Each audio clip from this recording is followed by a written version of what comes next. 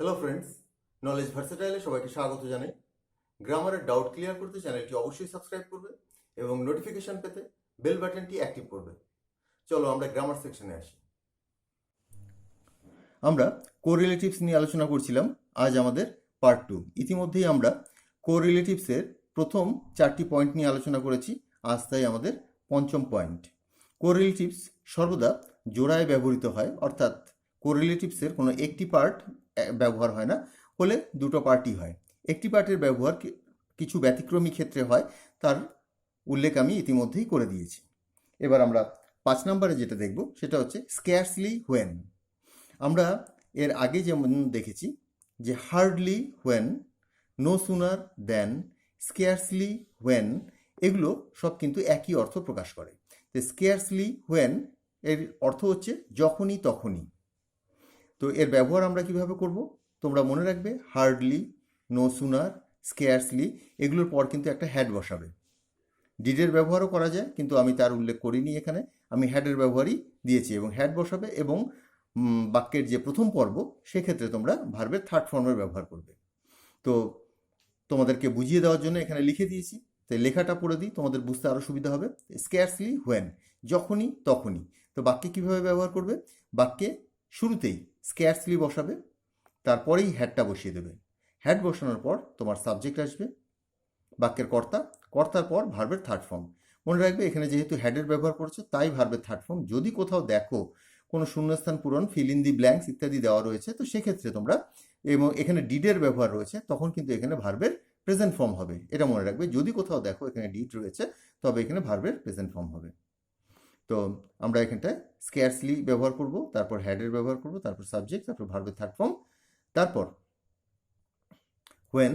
স্ক্যারসলি থাকলে হোয়েন, তো তোমরা জানো হার্ডলি থাকলেও হোয়েনের ব্যবহার হয়। একমাত্র নো সুনার যদি থাকে তবে আমরা দ্যানের ব্যবহার করি। এটাও বলে দিয়েছিলাম যে নো সুনার যেহেতু কম্পারেটিভ ডিগ্রি, সেই জন্য এই ক্ষেত্রে দ্যানের ব্যবহার হয়, অন্যান্য ক্ষেত্রে আমরা হোয়েনের ব্যবহার করি।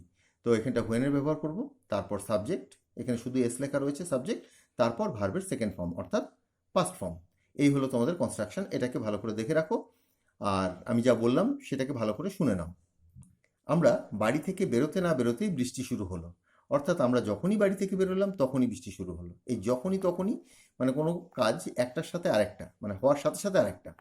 Scarcely had we left the house, scarcely had we left, এখানে খেয়াল করে দেখো স্কেয়ারসলির সাথে হ্যাডের ব্যবহার হলো, এবং তারপর এখানে সাবজেক্ট হচ্ছে আমরা, তাই উই, এবং বাড়ি থেকে বেরোনো লেফট দ্য হাউস, লিভের পাস্ট পার্টিসিপল হচ্ছে left, left the house when it began to rain. এখানে ইট, এখানে ইন্ট্রোডাক্টরি ইটটাই সাবজেক্ট, এবং তারপর ভার্বের second form it began to rain. Scarcely had we left the house when it began to rain. তো এইভাবেই তোমরা ইতিমধ্যেই হার্ডলি, হোয়েন, নো সুনার ইত্যাদির ব্যবহার করেছো। তো সেই সমস্ত ক্ষেত্রেই কিন্তু এই একই নিয়ম অনুসৃত হয়, কোনো ব্যতিক্রম নেই। শুধুমাত্র নো সুনারের সাথে এখানে হোয়েন না বসে দ্যান বসবে, এবং সমস্ত ক্ষেত্রেই যখনই তখনই। আমরা 2 নম্বর এক্সাম্পলটা দেখি। ট্রেনটি ছাড়তে না ছাড়তেই আমি স্টেশনে পৌঁছেছিলাম। স্কেয়ারসলি, আমরা এই এক্সাম্পলটা দেখছি, scarcely had the train left, স্কেয়ারসলির পর হ্যাড বসলো, তারপর ট্রেন সাবজেক্ট, তারপর লেফট।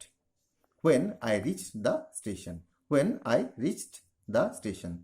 আশা করি তোমরা বুঝতে পারছো। তোমাদের বুঝতে যদি কোথাও কোনো অসুবিধা থাকে তোমরা কমেন্ট বক্সে কমেন্ট করবে, কমেন্ট রেখে যাবে, আমি কিন্তু চেষ্টা করবো তোমাদের সমস্যাগুলোকে দূর করতে।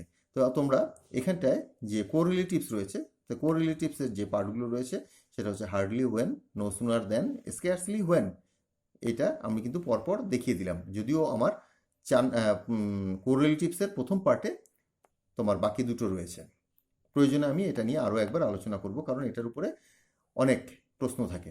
তো এখানে আমি একবার লিখেও দিয়েছি, hardly when, no sooner then, scarcely when একই অর্থ প্রকাশ করে, এবং এদের অর্থ হচ্ছে যখনই তখনই।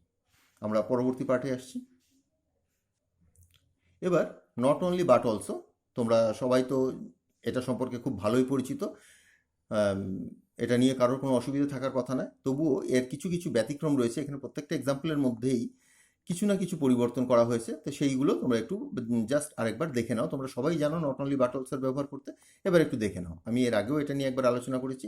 নট অনলি বসানোর পর তোমরা যে নাউন বা প্রোনাউনের প্রয়োজন পড়বে সেটা বসাবে।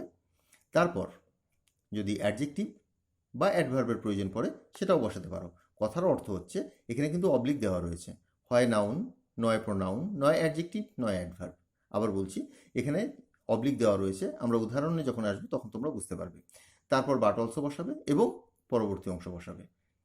দেখো এখানে সে শুধুমাত্র সাহসী নয়, শত। তো এখানটায় যে দুটো অংশ পাচ্ছ, এটাও নয় ওটাও, নট অনলি বাট অলসো কথার অর্থ হচ্ছে এটাও নয় ওটাও। সে শুধুমাত্র একটাতেই থেমে নেই, সে দ্বিতীয়টাতেও অংশগ্রহণ করেছে। সে শুধুমাত্র সাহসী নয়, শত, অর্থাৎ সে সাহসীতেই শুধুমাত্র সীমাবদ্ধ নয়, সে শত। তো এখানে সাহসী আর সৎ, দেখো দুটোই অ্যাডজেক্টিভ। তো দুটোই অ্যাডজেক্টিভ, তো সেটাই বলেছি, নট অনলির পর নাউন প্রোনাউন নাও হতে পারে, সেখানে অ্যাডজেক্টিভ হতে পারে, আবার অ্যাডভার্বও হতে পারে। হি is not only brave but also honest. তো এখানে ব্রেভ যেটা সেটা অ্যাডজেক্টিভ, অনেস্ট যেটা সেটাও অ্যাডজেক্টিভ। তো নট অনলি বাট অলসো দিয়ে আমরা দুটো অ্যাডজেক্টিভকে জুড়ে দিলাম। এটাও কিন্তু প্র্যাকটিক্যালি দুটো সেন্টেন্সকেই আমরা জুড়ে দিলাম। হি is not only brave but also he is honest. তো হি ইজ অনেস্ট না বলে, যেহেতু সাবজেক্ট পার্ট একটাই, তাই শুধু অনেস্ট বসিয়ে দিলাম। যদি দুটো ব্যক্তি হতো বা অন্য কোনো ব্যাপার থাকতো তখন সেইভাবে লিখতে হতো। দাসবাবু শুধুমাত্র একজন পিতা নন, একজন শিক্ষকও। তো এখানটা দেখো, পিতা, শিক্ষক, এখানে দুটো অ্যাডজেক্টিভ ছিল, এখানে কিন্তু দুটো নাউন রয়েছে, ফাদার এবং টিচার, দুটোই নাউন। তো দুটো নাউনকেও জুড়ে দিচ্ছে। Mister Das is not only a father but also a teacher. তা নট অনলি বাট অলসোর ব্যবহার হলো, কিন্তু জুড়লো কি, দুটো নাউনকে।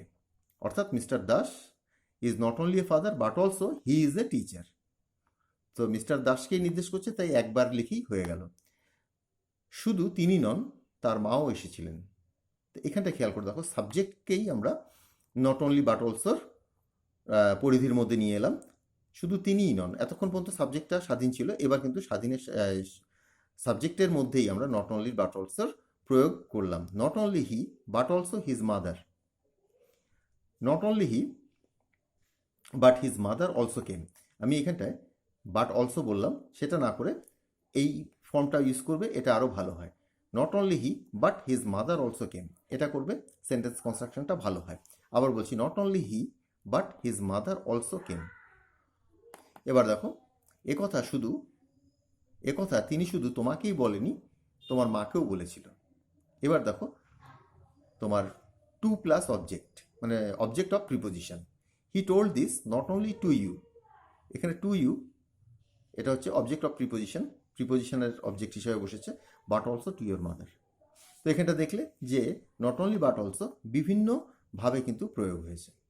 হি টোল্ড দিস, সে কথা বলেছে, নট অনলি টু ইউ, শুধুমাত্র তোমাকে নয়, but also to your mother, তোমার মাকেও। চলো আমরা পরবর্তী পার্টে আসি। 7 নম্বরটা দেখো, নান বাট।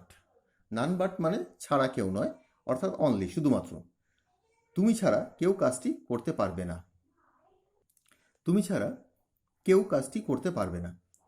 এবার একটা জিনিস মনে রাখবে, নান বাট অর্থাৎ ছাড়া কেউ নয়, এই অর্থ প্রকাশ করে। আর নান বাটটাকে যদি তুলে দাও তবে অনলি।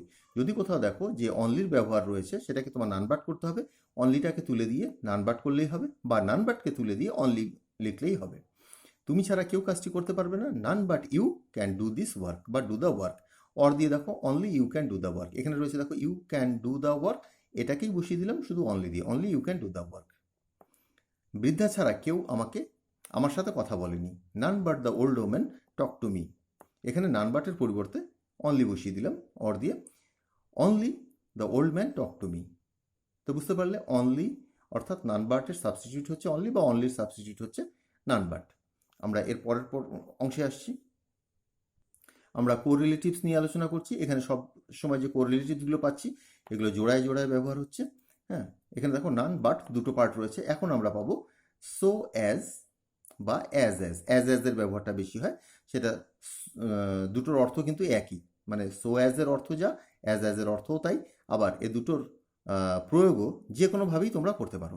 তো এখানে যে গঠনটা তোমরা অনুসরণ করবে সেটা হচ্ছে সো বা অ্যাজ দিয়ে শুরু করবে, যেহেতু দুটোর মানে একই, যে কোনো একটাই ব্যবহার করতে পারো।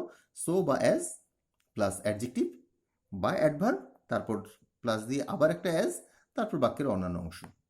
এটা বুঝতে যদি কঠিন হয়, উদাহরণটা দেখো, তুমি যতটা ভাবো সে ততটা বোকা নয়।